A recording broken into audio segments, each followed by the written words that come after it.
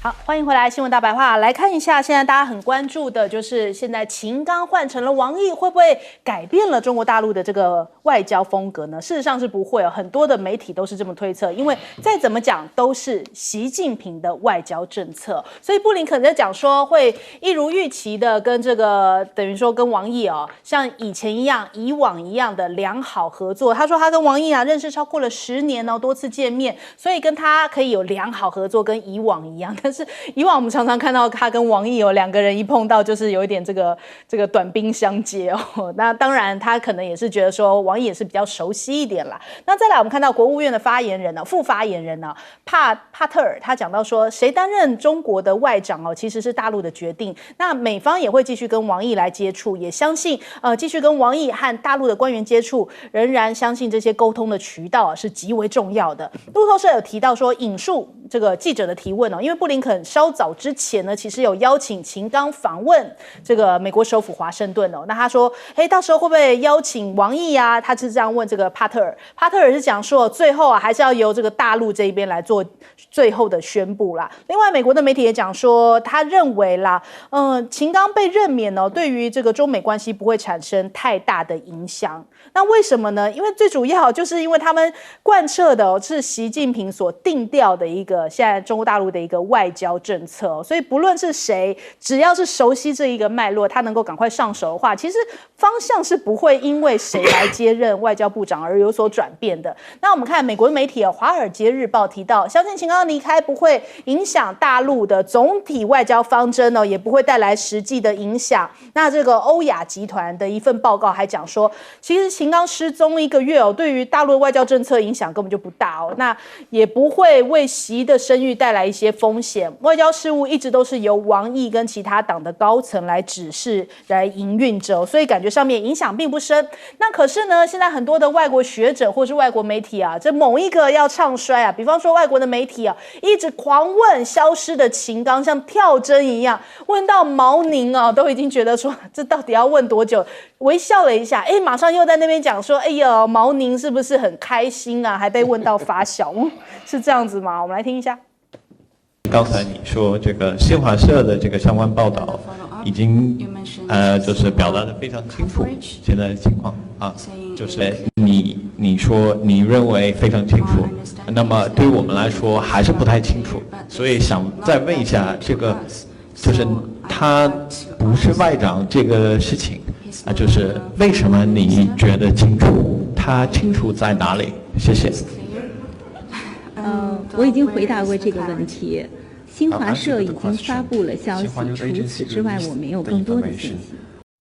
其实我感觉毛宁是苦笑，就是因为这个长达11分钟的影片里面，除了大陆记者问了另外2个问题其余所有11分钟里面几乎都在问秦刚真的是问到最后在苦笑了。但是你看美国媒体马上就在那边讲说毛宁是不是很开心看到秦刚怎么样怎么样就开始我看到又有一些这相关的报道出来了，所以真的是妙啦。那我们来看一下 NHK 也在那边说秦刚被免职的消息大陆国内还出现了断讯代表说议题很敏感那甚至呢还有这样的标题说哇中国的外交部多灾多难连谢峰都摔伤啦，出师不利没有办法出席公开的活动那他其实要接替秦刚出任这个中国驻美大使，原先预计要出现这个在解放军的建军节的活动，但是却因为骑车受伤所以没有能够出席，没有办法公开露面。那他们还讲说这是不是凸显出来习近平用人都是用自己的小圈圈呢？你看到跳出来讲的都是那几个啦，比方说美国的国务院前亚太驻青他讲说这凸显说北京高层世人不平很难堪然后葛莱仪也是常爱评论我们台湾这个两岸的事情他说可能是你私生子选在美国出生不是在中国出生所以习近平觉得被冒犯了，就又要开始在那边见缝插针，在那边穿凿附会。那我们看一下这个秦刚他就是所有的这个内容资料在官网上面面被删除了，马上就有美国的智库就开始在讲说，哇，这是一个政治清洗啦。那到底是怎么样呢？也有人去问毛宁毛宁就说这就是依照我们的规定啊，就是做一些相关的删除那的确，现在在大陆的外交部这边搜寻秦刚是已经没有看到相关的一些内容了，但是呢，又马上讲，就是外国的学者讲说，外交系统搞不好是自己内卷、自己斗争，反正你可以看到他们脑补了很多事情啊，就是希望唱衰这个中国大陆的一些外交相关的东西那我们看一下，现在王毅来接手的话，其实也蛮有重要的意义，因为下半年很多重要的大型峰会峰会之前都需要由外长或者是一些外事人员来定调一些联系沟通一些事情所以必须这一个很重要的位置是稳当的。那你看8月份的话，金砖峰会，9月份 G20，10月份是大陆的一带一路峰会，还有11月份的 APEC 有可能会有这个习拜会所以当然现在目前如果说秦刚是健康的问题的话，这么多事情这样紧凑的在一起的话，可能对身体也吃不消，所以现在王毅看起来是一个稳住局面的一个做法，包含了港媒还有很多外媒都是这样子在看待因为王毅本来就是在这边他可能还会继续来担纲，甚至是港澳小组的领导小组的一个副组长所以他能够整体的稳住目前大陆的外交的局面，而且他也马不停蹄的就是去见埃尔段去土耳其见到埃尔段，也在那边讲说要用这个本币来交易甚至还去到这个金砖国家安全事务的这个高级代表会议。那另外当然大家讲说，当然王毅对于布林肯来说更镇得住啦。过去是怎么样子呢？裴洛西效应的时候，那时候裴洛西访台王毅出席东亚外长会的时候就不见这个布林肯甚至这个中美的外长峰会，王毅也直接跟这个布林肯撂话，就说不要边谈合作边捅刀，切香肠挑战中方的红线他是比较能够镇得住布林肯的。我们来问一下要先问介老师吗？好，介老师就是毛宁我觉得他这个昨天那个表现事实上话，我觉得他一定有上面的这种这个任务的一种交代那我觉得这个事情上，他就是感觉就是滴水不漏。那么21个问题一连这个逼着他而来对。那我觉得他不但这个心平气和而且那个各种的反应基本上不愠不火这个是非常难得的每一个公务人员来讲，他都有一定的使命跟任务了。他要达成他的使命跟任务，我觉得他的表现的话，其实是非常忠于他的使命与任务。对，在这个问题上，我觉得他的完了之后，这件事情好像人家也没有继续再追问了，因为他是滴水不漏的，可是也没有让人家感觉上他是很强势，或者说觉得对方是很无理或怎么样把这件事情能够这样处理来讲，作为一个这个发言人一个大国的外交部发言人，这个是我觉得很不简单的所以是没什么话可以讲了，没有什么可以挑剔的，就说人家偷笑，要这样做文章了。这个就是本来就是在找他破绽，就是在鸡蛋里挑骨头。你也可以看出来，这个文章做的很少，能够在毛宁身上，在这个难以处理的问题上，再挑到毛宁的这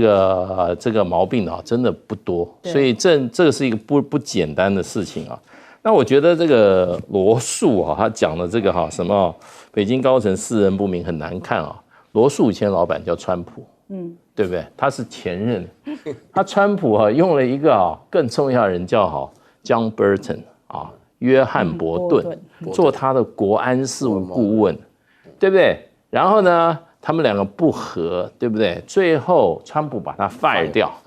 把他就炒鱿鱼了，然后还对外面说我还好没听那个家伙的话，那家伙我听他我已经打3次战争了，美国已经涉入3次战争了，然后呢，这个波顿呢，他下来就没有多久，不到1年就写了一本回忆录，对不对？他就把这个川普所有的底都抽出来。过去不是讲说川普台湾就是一个什么笔尖，对，源自笔尖，就是伯顿写的。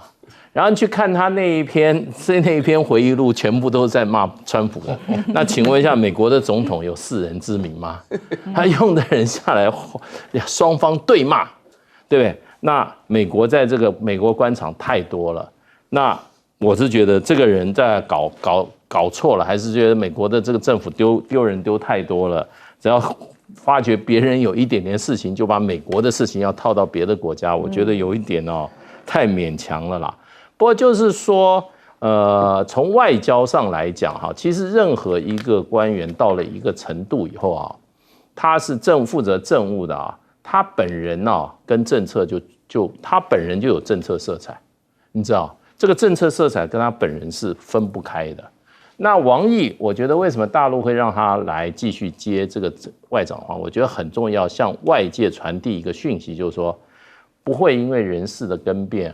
那么现有的所有的外交的做法跟政策跟做法上会有丝毫的改变，事实上是不会有的。所以这个人事基本上就他请王毅，我觉得里面很重要一个考量就是说，不要让外界感觉中国的外交政策可能会有一点改变，或者实际上的做法会有改变。所以你看王毅这个接掌外交以后，不管是美国，不管是日本、俄罗斯，他们的官方评论基本上都是没有任何的负面的。而且像我觉得最令我吃惊的是布林肯讲得非常正面，还期待要跟他继续见面。所以我觉得这些媒体想要做的文章我觉得大概差不多就已经做完了。好，来问苑老师。这个我以前在国外住的时候啊，对于驻外人员呢，那个时候我住在这个布鲁塞尔嘛，有很多这个外交人员，他跟我讲那个观念，后来发觉不错，然后介大在我旁边嘛，他也了解，外交人员驻外的时候他是没有立场的，他们基本上是整体中的一个部分的，他们讲出来的话都一样。我觉得毛宁跟那个华春莹表现得非常好，还笑一下。那种场合，如果毛宁不笑的话，那不就成了一个女战狼了吗？对不对？笑一下，缓和一下气氛。事实上，滴水不漏是真的一个关键。那么，有关于这个秦刚被换掉的时候我觉得呢，他的确是一个大事情因为在大陆的时候，很少人愿意谈这个事情。不过有2个重点呢，我们可以观察一下。第一个的话呢，就是说呢，官方上呢，很快的就把这个外交部长人就是换回来王毅。等一下再提一下王毅这个立场。然后第2点的话呢，就是说呢，各方面的人呢都是找到机会，就是从一开始怀疑有新冠肺炎，到最后的话呢，各式各样传闻，我听过好多种版本，有的时候说脑梗都有那么实际上的话呢都不准，都乱讲这个情况。但是我必须要强调，第2个重点就是2023年的春季，也就是今年的春季，大陆的外交获得的斩获是有史以来大陆建国以来最成功的一年就到现在这个没有完成，所以按照我这个说法的话呢，秦刚所做的事情目前是静待调查。不管怎么样的话呢，结果会迟早水落石出。但是接连面对的外交的情况，要延续这个胜局，从某种角度来讲，非王毅不可了。为什么呢？因为王毅本身呢，几乎是全方位，像以前的杨洁篪一样王毅本身来讲，现在站的位置就是杨洁篪原来就那个Tiger Young所站的位置。他里面的话呢，他对日本那没话讲他对台湾。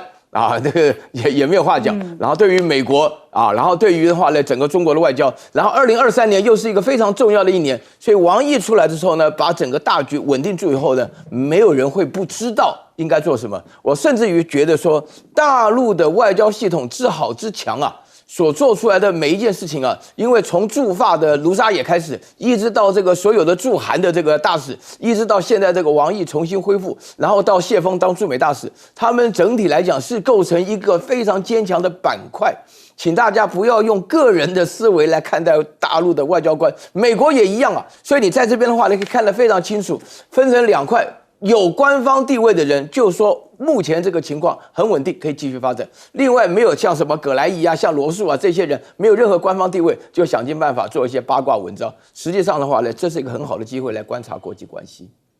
好，郑源哥。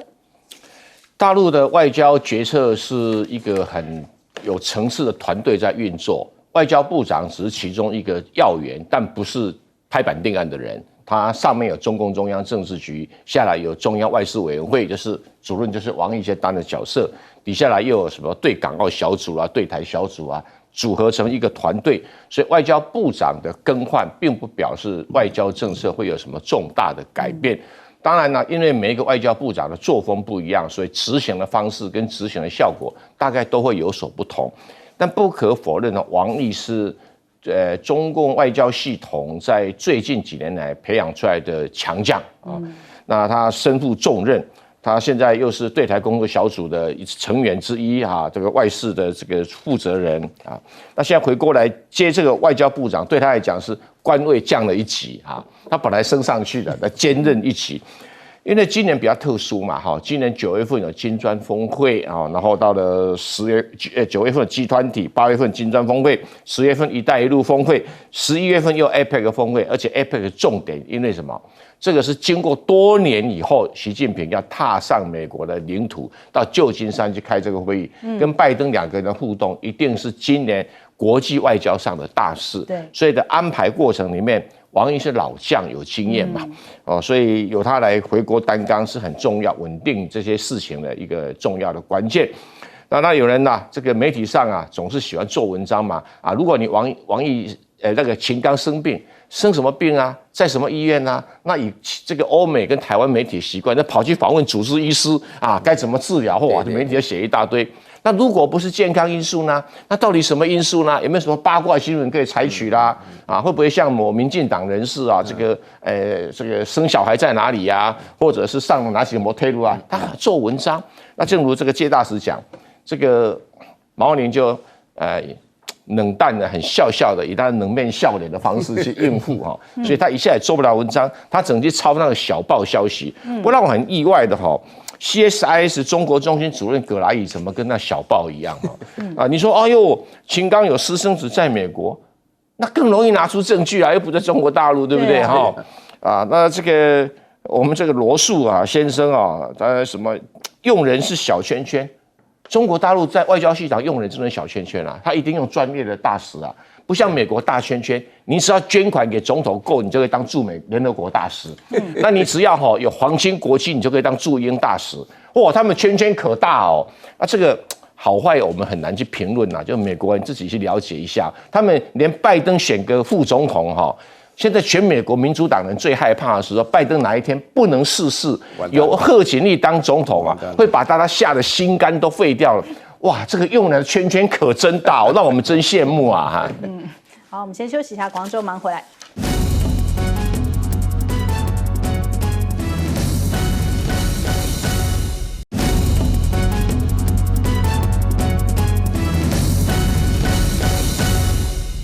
好，马上中国大陆也要展现出来体育的主场外交啊，因为成都的世大运在这1-2天，就是明天就要开幕了。那当然这1-2天大家在聚焦说，因为习近平要出席这一场活动嘛，很多这个国家的元首也都会出席哦。这个第31届的世大运开幕仪式也将在成都这边来举行了，所以包含了很多的宴会啊，以及相关的双边活动也都在紧锣密鼓，正在筹备。然后大家明天来看一下这个开幕的状况那所以包含了像是这个印尼的总统佐科威啊、乔治亚、斐济啊、什么盖亚纳啊，很多的元首啊、政要都要出席，所以中国大陆又展现出来这个体育主场外交，还包含了9月底还有杭州亚运所以已经展开了这个下半年的这种体育主场外交的序幕。但是人家也看就说现在要禁止特斯拉开入这个管制区域，主要就是因为呢，怕说这边人也多嘛，然后后来也有一些这种特斯拉的一些出状况的一些新闻出现所以现在目前这个典礼的周遭是禁止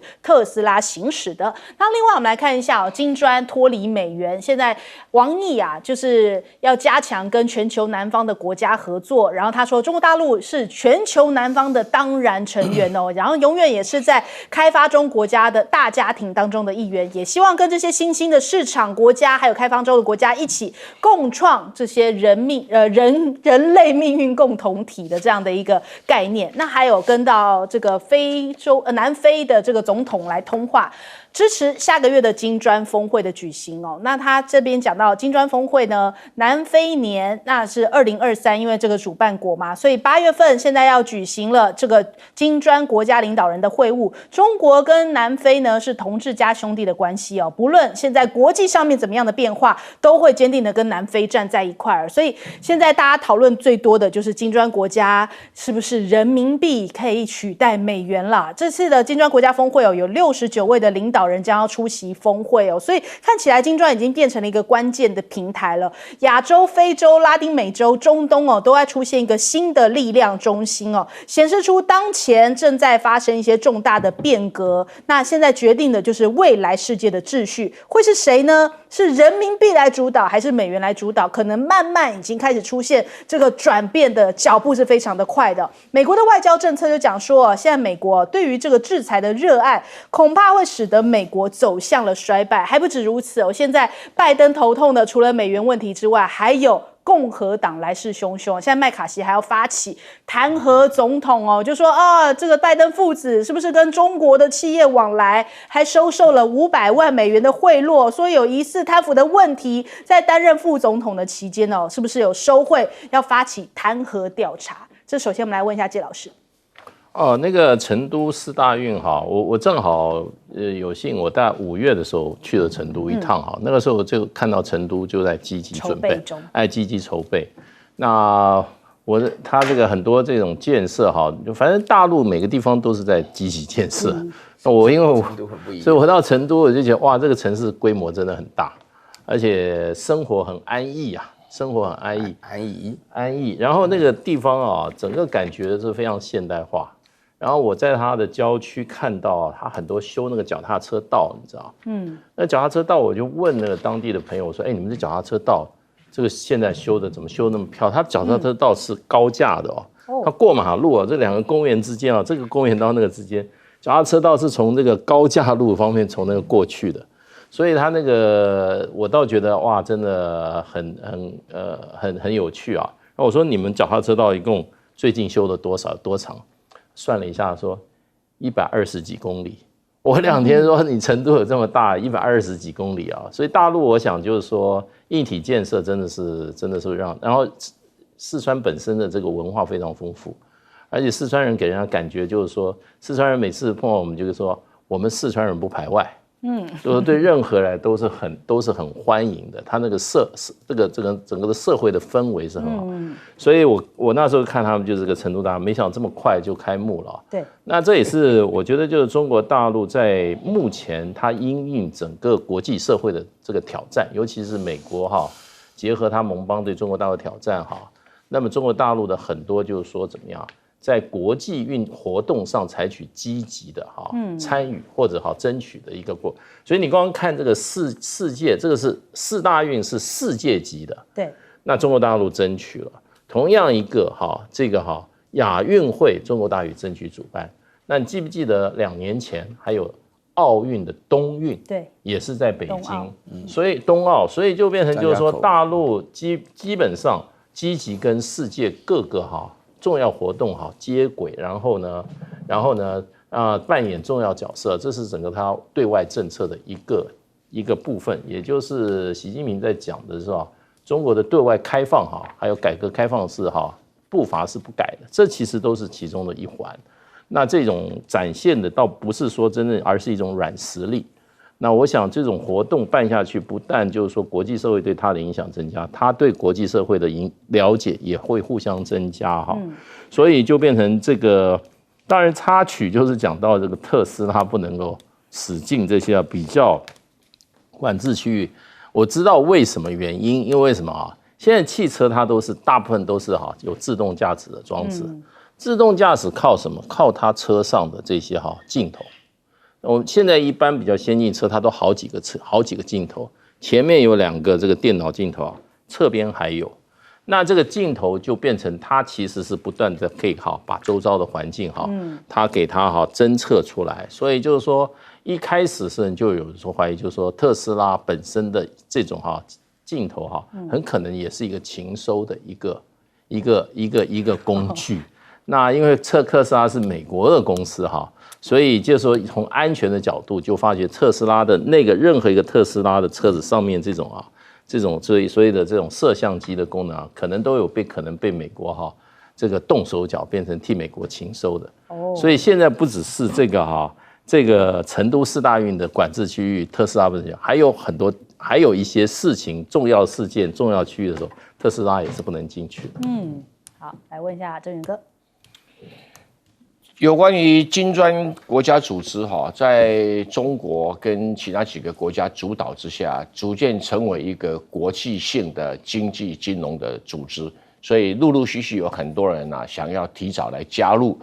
那连法国都想说，可不可以当观察员，或者是到参加去发表演讲？只是因为普丁不开心嘛，那所以就缓一缓。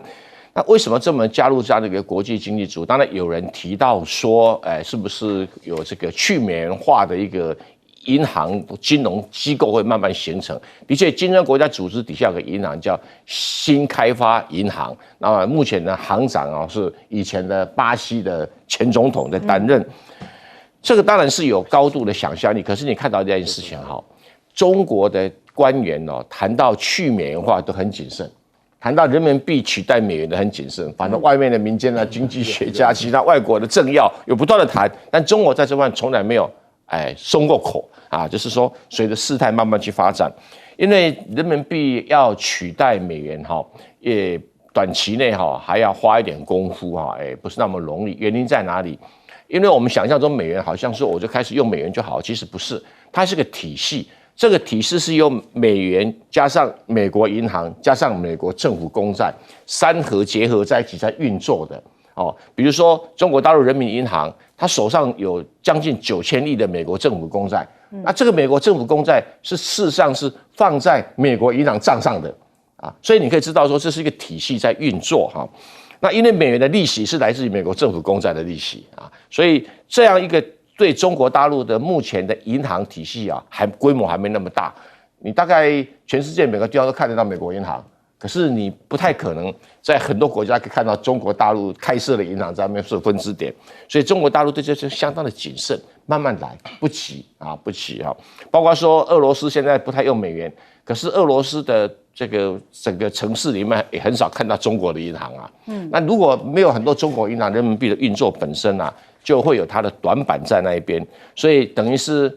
皇帝不急，太监急，其他国家都希望赶快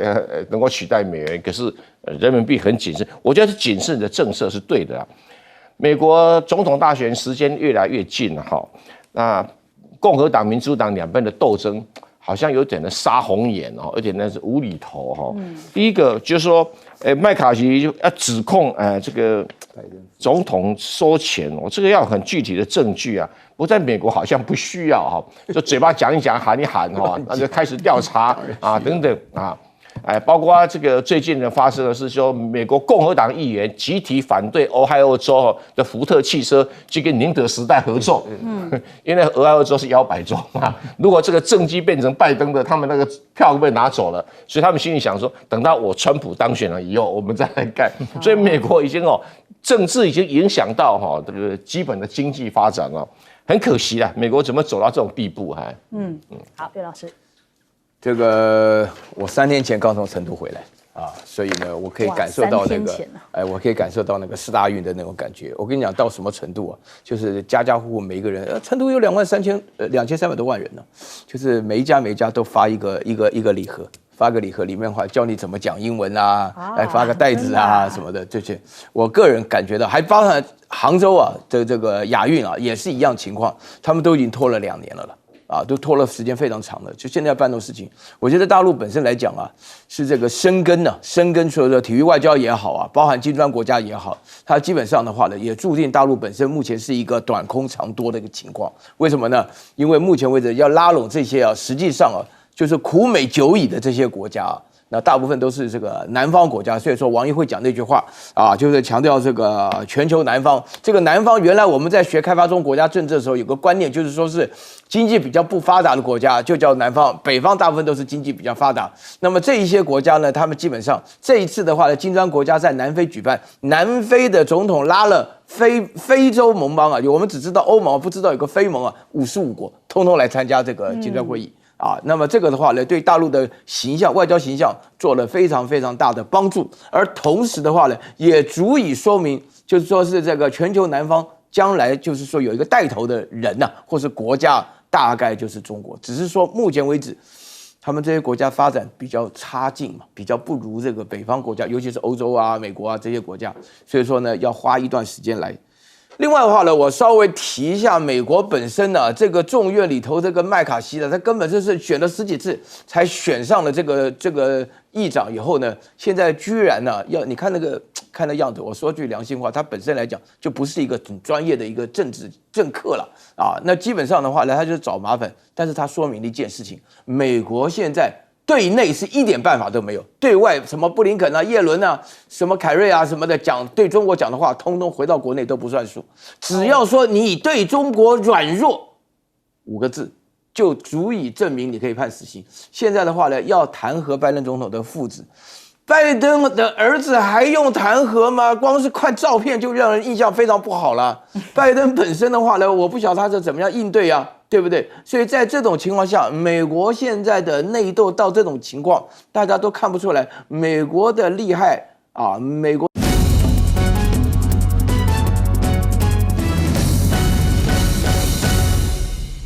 欢迎收看《新闻大白话》，我是主持人翟轩，马上来欢迎一下这个阶段加入我们讨论来宾，北京清华大学法学博士蔡正元。主持人好，大家好。清大史界文吉。翟先好，各位朋友大家好。台大哲学系教授苑举正。翟轩好，各位观众朋友大家好。好，台独金孙呐，现在这个状况哦，美国好像对他挺不放心的，就说这个现在目前发言的状况很多啊，主要就是因为赖清德的国安幕僚好像没有看到蔡英文的人马哦，这是知情人士爆料出来的，因为他在这个国安幕僚的团队仍然在整队当中哦，没有能够跟上白宫放心的蔡英文总统国安团队的水准。那据掌握到这个蔡英文倚重的国安幕僚，现在都没有进到赖清德的团队哦，这是联合报的一个消息，今天很多的媒体也都有引述哦。那再来，赖清德投书外媒的文稿也惹出争议啊。其实有些人在那边讲说，这个外国的代表处的驻台人士表示哦，近期的事件的确凸显出赖清德在两岸国安领域哦有加强的空间。但赖清德近半就讲说，这个驻台人士不要持续的抹黑哦。那所以我们看到亮哥的预测，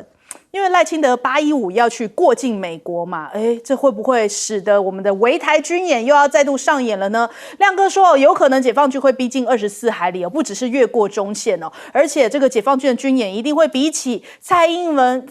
这个过境美国的时候再更进一步哦，力度就是要给美国看，就是这一条线啊。那10月份的时候，甚至有可能会让民进党稳死吗？他讲说，因为大概这个8月15左右，两岸会因为这个赖清德过境美国发生大事哦，那侯友宜要这个做最好的应对准备哦。那另外一个时间点是在10月份，就是中国大陆呢有可能会在10月份公布这个贸易壁垒调查的第一份名单，到时候就会民进党稳死啊，一定会造成一些相关的冲击啦。那我们来看哦，这2天争议非常大的就是美国众议院通过了这个主张联大2758号的决议，不涉台。那这跟我们之前就所谓的一中原则是完全不同的哟。他是怎么样讲的呢？他是讲说台湾国际团结法案明文指出，联合国大会第2758号决议哦，承认中华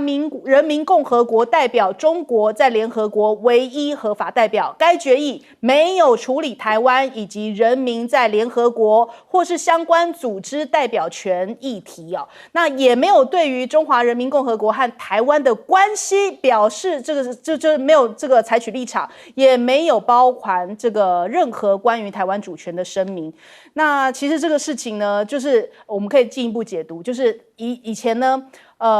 中国大陆一直在国际上面一直引述2758号的决议作为一中原则的佐证哦。那所以现在这样子的一个不涉台的一个立场跟决议文的话，被大家解读说是不是一个法理台独的一个节奏出来了？是要给赖清德有法理台独的空间可以开始操作了吗？大家都还记得在1971年的时候退出这个中华民国退出联合国，当时的外长周书凯部下讲台的那一幕，就是因为那时候那个时空讲说，如果中国大陆这个中华人民共和国进入联合国的话，我们中华民国就不两立，我们就要退出嘛。那所以现在看起来，中华人民共和国对于这样的一个讲法，就是中国大陆对于这样的讲法是非常不满意的哦。大陆的媒体在讲说，美国你应该要看看波茨坦宣言以及开罗宣言，台湾回归中国是2战之后国际秩序的一部分哦，台湾是中国领土不可分割的一部分，两岸同属一个中国。所以现在让大大家非常的担忧，是不是美国开始在支持台独这件事情，甚至是法理台独这件事情？那我们看林卓水讲说，这提供了台独3个法理台独的空间哦。这个27决议，他说封杀了中华民国的国际空间，但是2758这个决议呢，其实现在已经早已定案，台湾的地位未定哦，所以提供了这样的空间。现在中国大陆非常的跳脚，可是你看绿营的人士，哇，这是很大的里程碑啊！外交部也讲说啊，别具意义啊，非常的好啊。所以这其实会不会又导致现在两岸的关系更加的紧张？因为开始又要讨论起台独这一个论调了。那另外我们来看一下。美中的战线现在越拉越长哦，菲国的防长说密切在监控这个中国大陆犯台的威胁哦。他说，菲律宾每天都在做监控，也在做一些相对应的准备。那美国的这个空中机动司令哦，他们讲说现在想要跨太平洋有一个全新的运输机队哦，来作为一些相对应的远程打击的一些因应。那另外，美国的媒体也说，解放军哦现在沿着这个沿海哦都有一些东风时期的导弹。那美国当然有一些对应措施哦，在8月9号到8月18号举行大规模的演习哦，派出了美国散布全球的7大舰队，还有6个作战司哦，大概2.5万名的海军陆战队，通通都有参与啊。主要就是把中国大陆作为一个假想敌。那中国大陆现在目前在柬埔寨这边的海军基地哦，美国司令也在讲说，现在已经进入到了警戒区，因为他们翻新了这相关的这个基地，所以呢，他们讲说现在已经加强展开区域的一些影响力哦，范围已经进入到了美国的红色警戒区。中国大陆还秀出了这样子56艘无人艇哦，他们叫做沙群出动哦，接近乌军的无人艇有效攻击哦，所以在南海这一边进行一些巡查。这个是中国工业报社释出的一段影片哦，他们就讲说56艘无人艇现在在南海这边进行一个沙群演习哦，也就是说未来无人艇可以替代这个海警船以及舰艇来在南海进行一些巡查，来降低人力啊。所以现在的确两岸越来越紧张了。我们来问一下郑源哥。首先我要谈的是联合国2758号决议案。今天美国众议院通过这个2758号决议案，不涉及台湾的这样的一个决议啊。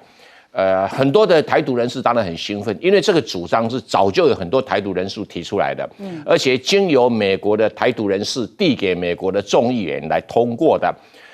这样的一个主张哦，他们认为可以构成台湾地位未定论的一个法理基础。可是我觉得这样的一个说法，不管是美国人讲的，或者台独人士讲的，都是半夜喝闷酒，自己嗨自己爽。为什么？理由很简单。当时1971年的10月25号的时候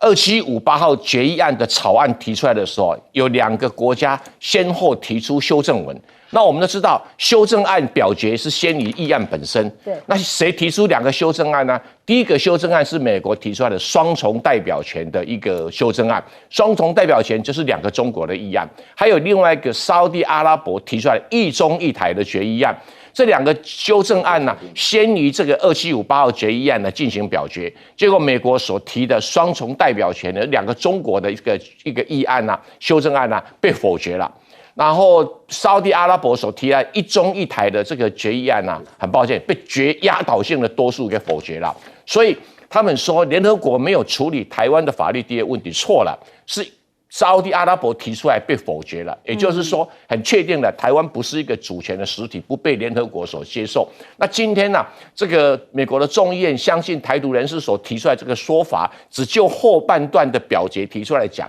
不提前面2个修正案，那就是故意要来测试一下大家的记忆力。再来呢，美国众议院通过，再加上参院通过又怎么样？这是美国的国内法，美国的法律体制很清楚，国际法的地位高于他们的国内法。那这个并不影响到联合国的决议，联合国有2个这个修正案被否决，一个2758号的本案被通过，就已经确定了这样的一个国际秩序。除非你有办法要联合国重新提出新的决议案，然后让台湾的法律地位被纳进去，否则的话，很抱歉。这些是半夜喝闷酒自爽而已啊，没有什么太大的意义。那这个我们的林卓水先生他提的就是说，为中国不满，什么创造台独的法理空间。林卓水，你的法律再念一遍吧那赵天麟不懂法律，我们就不用理他了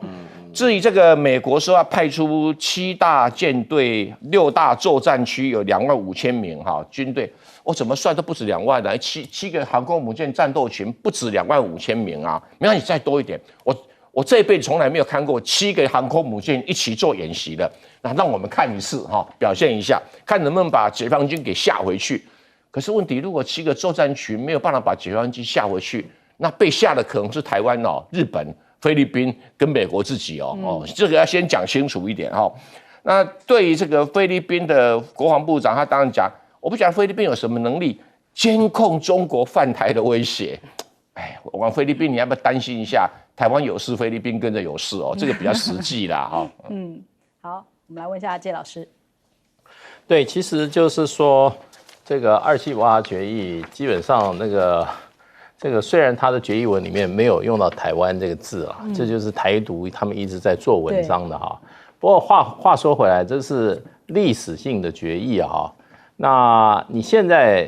你即使对它的这个属性或内容做文章可是你要成为会员的话，我记得我们以前国内有人做研究什么是台独的实际付诸实行，你知道因为中国大陆是没有讲很清楚，可是很多人决定你哪一天你要用台湾名义正式申请加入联合国的时候你就是在宣布台湾独立那所以那个台独他们是很想有这么一天，就哪一天说服像现在的蔡英文以前去说服陈水扁，将来他们想可能就要说服这个赖清德赖清德很可能接受他这没有宣布台独没改宪法，你用台湾名义去用台湾名义去申请加入联合国成为会员的话那就是你正式向国际宣告台湾是一个独立主权国家，中华民国已经被消灭了。所以你要知道，我们推动联合国案到现在从来没有说是那个决议案是台湾名义要申请加入联合国我们推动联合国每年9月10月都在推为什么？你如果这样做就准备两岸打仗。对，所以你今天这些台独做这些文章真的就跟蔡委员讲，就是说就半夜喝酒自爽而已。你真的你要去做的话，你赖清德你如果当选总统，你就用台湾名义，你叫外交部第一个申请函去联合国说，我今天要用台湾名义加入联合国成为会员的话，这就是实际进行法理台独。那这个不是争取1-2个国家的外交承认是争取全世界最大的一个国际组织的各会员国给你集体的外交承认，承认你叫台湾共和国，那就准备打仗吧。所以呢，我是在那边劝一劝这个，因为赖清德的国际政治知识大概只有幼稚园程度。最近讲到他那篇文章那篇文章我原来就看，我不太想要去，我不知道谁帮他写的那个英文真的大概只有高2程度高2程度的英文，就是说，所以就是说这些人家那个是外国的驻台机构说那个英文怎么会这么差就对他那个团队有进行质疑。民进党还拿出来在那边，这些人还在那边。那如果大家有这个高中以上英文程度的建议你去网站上看那篇英文怎么写的。真的，我觉得那个是完全是我们台式英文，就是你用我们的语法在写一篇英文而已没错。我觉得这是他难道里面没有人才了吗？这个英文你要登到人家投书，你代表赖清德，你给他点面子好不好？你也给一个大学程度的，或者说大学的那个英文教授给他改一改嘛。最大使你对，人家总统都是 I can say Chinese。对 ，I can say。所以这个就变成就是说赖清德为什么今天在外交上人家已经透过管道叫这个 Financial Times 2次在点他了，其实已经在对他什么样？就说你不要乱搞你那个真的乱搞，他一点都没有讨好，因为他在这篇文章里面，他用了一个怎么样，要维持两岸现状。你知道两岸独派，这个尤其美国的独派跳起来了。你要维持现状，那我们那边搞台独不是白搞了吗？我们反中华民国你的国家还叫中华民国，那他的台独什么？只有一个人，只有改变我们投给你，就是让你赖清德在那边吃香喝辣而已对，另外一方面，美国也发觉你也有问题所以我是觉得赖清德事实上就是说，基本上就是能力太差，团队也是压一群人。这么重要的这个有关国际事务的这种事情那个文章写出来让全世界笑掉大牙。对，那赖清德这次去美国去过境啊，我认为一定会又要引起一次台湾的这个两岸的一次怎么样？这个危机。那他去的到底对他是不是有好处，我不晓得。可是对我们台湾老百姓所希望的安全稳定的一个生活的未来又是投下一个很大的变数。好，来问苑老师。是那个《金融时报》里面登出来对于这个赖清德的质疑啊，主要的观点是说他要说这次选举是中南海与这个白宫之间的选择，然后民进党要走进白宫的话呢，就算是成功了。这件事情的话呢，《金融时报》的是引述8个人啊，有华盛顿的，有台北的，就是美国驻这2个地区的官员，强烈的怀疑强烈的震惊啊，他用的是这个震惊的这种观念，用这种字已经说明了。这是美国，我后来发觉说，相对于赖清德的所作所为来讲，这个其实并不是特别严重因为如果说你一意的姑息他、纵容他的话，那前进白宫会自然而然就脱口而出但是这件事情的话呢，对美国也足以说明，因为《金融时报》那篇文章我看得很仔细它里面讲了2方面，第一个的话呢，赖清德本身他讲这种话的话呢，严重的违背了美国既有的立场，所以美国本身来讲的话呢，说明的很清楚，是不愿意跟中国大陆产生任何的冲突。那这个赖清德本身的地位刚好相反，美国人把赖清德当成一个棋子。赖清德本身把美国当成一个棋子赖清德认为说是那个大家不要太紧张，我最喜欢跟这个习主席晚餐。他讲这句话的时候，美国人会发觉说你不懂外交事务就算了，你还乱讲以后呢，大陆可以拿了这个原则来质疑美国到底是什么立场。然后呢，这个赖清德说他们在美国华尔街，就是说是美国华盛顿里面登这篇报纸的时候呢，说对赖清德就不能够用力过猛，美国对他不能用力过猛，因为美国还有自己国内部中遇反对而反对的问题。所以说在这种情况下，共和党人会支持赖清德，让他继续乱讲话，所以说导致受害的一方刚好就是台湾。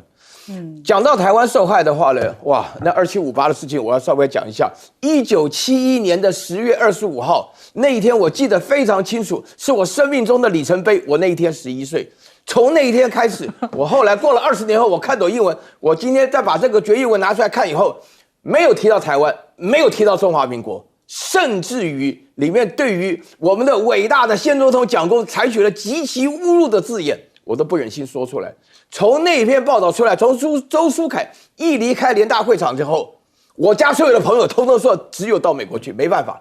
这也是为什么每一次提到这方面问题的时候，我的感触都非常强烈。我跟我的弟兄，然后一拿到学位就回来教书的时候，那基本上是违背了很多人的传统。可是这里头当中话呢，强调最重要的是，当时有一个非常重要的一个共识。就是这个经过波茨坦宣言，经过开罗宣言以后，认为台湾就是中国的一部分，所以既没有提到台湾，也没有提到中华民国，而且讲的就是说是以一种不合法的方式占据了这个位置，是这样子的情况。所以大家可以有机会拿着2758的决议文看一下，我自己非常深刻的感受到这个压力。这就好像是说，美国做的任何签字，你不需要承认说是 Texas， 因为德州现在正在闹独立嘛。大家可以讲说，你可以这样讲不知道现在可以马上讲，德州只要你一独立，我马上就承认你。你敢讲吗？你敢讲吗？这就是一样的道理这就是一样的，当时的心情就是这样子。所以在这种情况之下，大家有空把历史回顾一下，美国本身的国会通过这一条，基本上就是吃我们豆腐而已你还跟着拿豆腐给人家吃，开什么玩笑？好，我们先休息一下，广告之后马上回来。